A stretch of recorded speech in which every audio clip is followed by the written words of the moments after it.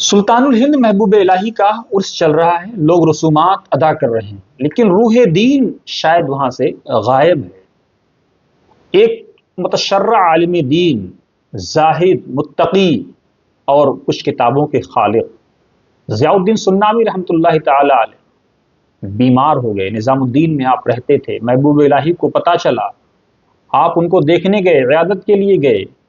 آپ نے اپنا عمامہ پیش کیا، کہا اپنے خادم سے پیش کر دو اور کہو کہ محبوب الہی سلطان الہند نظام الدین اولیاء اس پر چل کر کے آئیں۔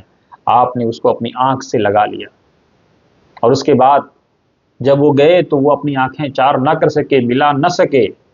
آپ باہر آئے، تھوڑی دیر کے بعد یہ خبر آئی کہ ضیاء الدین سنامی رحمۃ اللہ علیہ تعالیٰ کی روح پرواز کر گئی ہے۔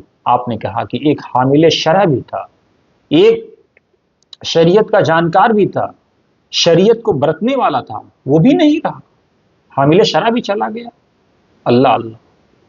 ایک اور روایت میں ہے، کچھ لوگ کہتے ہیں کہ حضرت ضیاء الدین سنامی رحمۃ اللہ علیہ نے محبوب الہی کے بارے میں کہا، جب ان کو پتہ چلا کہ وہ عیادت کے لیے آئے ہیں تو کہا کہ گمراہ پھر آ گیا۔ تو آپ نے کہا خادم سے ان کے کہ جا کے کہہ دو گمراہ ہر گمراہی سے توبہ کرتا ہے۔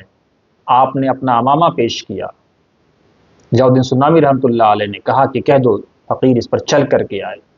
آپ نے اس کو اپنی آنکھوں سے لگا لیا۔